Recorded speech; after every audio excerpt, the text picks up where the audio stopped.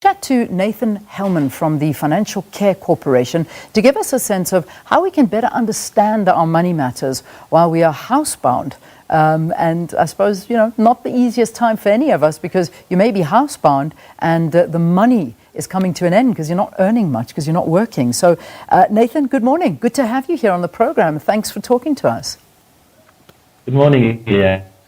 So it's not the easiest time for South Africa. Such an interesting time. Yeah, I'll try and see. I hope our connection's okay. It's a very difficult time for not only South Africans but the world. But as we said in the introduction, it might be the perfect time to take note of your financial position and try and make it better. Talk to us about this. Yes, absolutely. So, Leanne, basically, just to get going, with Financial Care Corporation, we have a campaign that runs throughout the year called the Know Your Cash campaign. It's aimed basically at, and its initiative aimed at empowering all users of our economy with financial literacy, and it was launched actually last year. So, of course, all our activations now have had to be postponed as a result of the COVID-19. But particularly, I'd like to discuss three topics and tied into COVID-19 that we offer with our financial literacy content. Firstly, looking at what a lot of us are facing at the moment, which is a consumer buying type of behavior called panic buying. Generally, panic buying is a type of buying behavior which is marked by rapid increase in purchase volume, and it typically causes the price of goods to increase. Now, from a macro perspective, panic buying reduces and creates a higher demand and normally leads to higher price inflation. Something that we're seeing now with your hand sanitizers and your masks across the country. Generally, on a micro level, if you take, for example, your investment markets, you often have traders that go through the fear of missing out, or on social media, what's more associated with FOMO.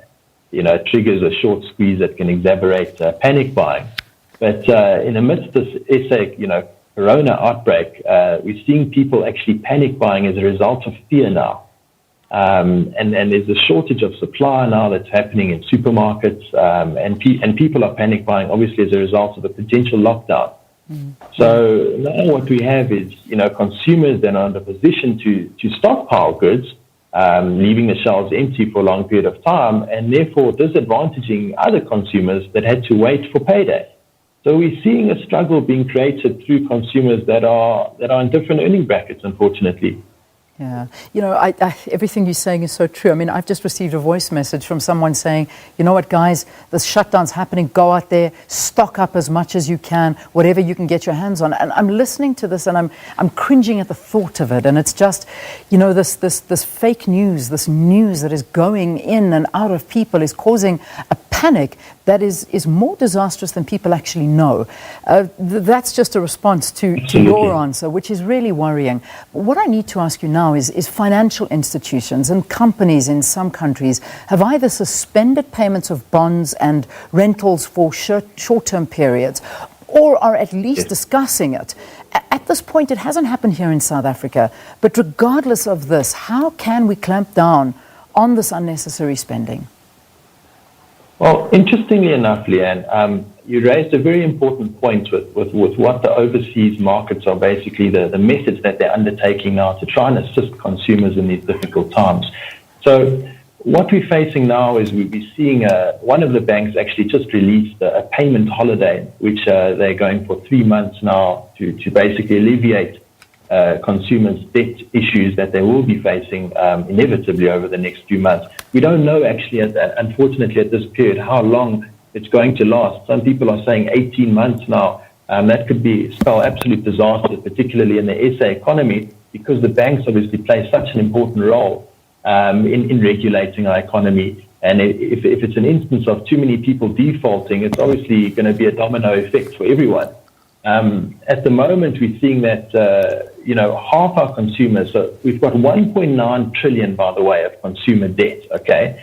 And the latest National Credit Regulator report actually released that basically half consumers of that 1.9 trillion are 3 months or behind on their payments, okay? So that's rather alarming. That's right now. So now, obviously, with this COVID-19 outbreak, it's going to be exponentially increased. So banks are trying their best now to see how can they assist consumers, because the last thing we want is a whole lot of defaults across that debt reserve. It's going to create quite an alarming issue and danger for the economy. Yeah, I mean, if someone is lucky enough, and I do say lucky enough because there are already so many people that are not earning a salary. I mean, I've heard of restaurants that they've closed their doors. They can't do it anymore. I mean, I've even heard of some farming industries that have said, it costs them more to open than it does to just shut operations for a few weeks, see how things go, and then open up. So when I say lucky enough to earn a salary at this time, still, what is the first step that you should do financially? What do you think one should do?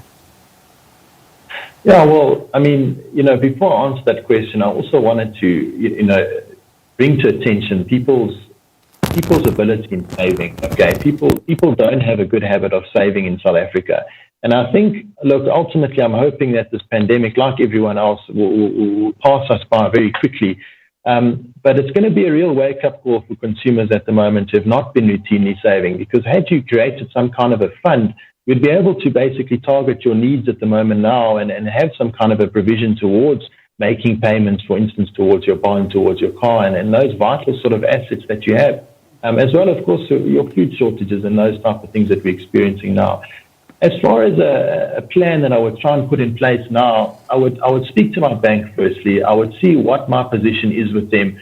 Obviously, like I mentioned, one bank has already launched a payment holiday. I would now investigate and see what does my bank have to offer me. Are there any plans that are going to come in place so that I can start, putting together a proper, effective budget and see where I can provision my funds? Because, of course, if you do have a payment holiday, yes.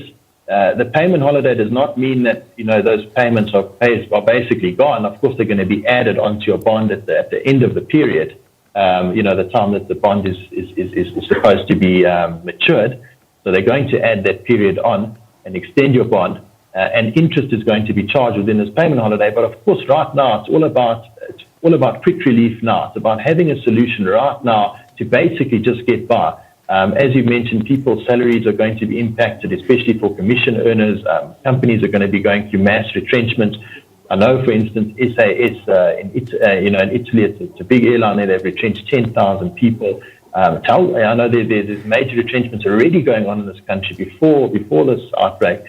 But ultimately, without diverting too much, it's important right now to structure and have a proper budget in place. So something where you can go and see what is my absolute vital needs right now, have that money set aside for that, see what you can potentially sell that you don't need right now, and just create some kind of a fund and stay on top of your credit, stay on top of your debt management. You don't want a backlash potentially after this COVID-19 clears, where you've got this mountain of debt that you obviously can't climb out of. Final question to you. A lot of people are obviously going to be paid at the end of this month. We're going to see payments coming in now, this week. And we may see another panic buying frenzy. What should one be doing with a paycheck at the end of the month? I mean, obviously you need to stock up if that's how you feel. But, we're in for another wave, whether we like it or not.